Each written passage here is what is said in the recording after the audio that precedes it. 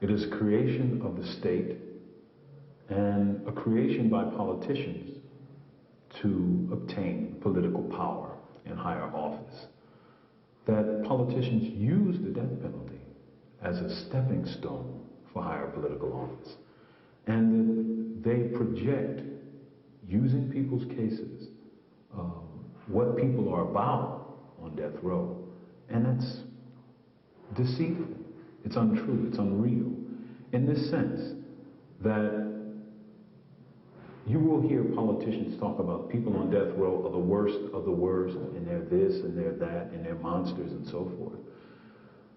But what you will not hear is that there are many people serving lesser sentences, life sentences, or a term of years, who have been convicted of similar, if not the same kinds of things.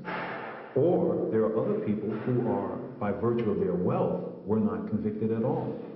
So what we're really talking about is a system that calls itself a justice system that uses the injustice of wealth, power, rank, status, race, privilege to determine who comes on death row, you see.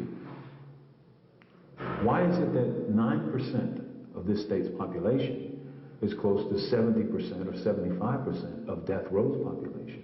And I speak here of African Americans. And that's because, you know, the city of Philadelphia, like the city of Houston, like the city of Miami and Dade County, are cities where politicians have built their careers on sending people on death row. They're not making people any safer, you see. They're not showing people by their example justice. What they're showing is the partiality of injustice. Because for most of the people on death row, the overwhelming majority of people on death row were poor, could not afford the resources to develop a defense, could not begin to combat the forces of the state, the government. And as we saw very recently, that is, all of us across America, if not around the world, in the O.J. Simpson case in California, well, the kind of defense you get is the kind of defense you can afford.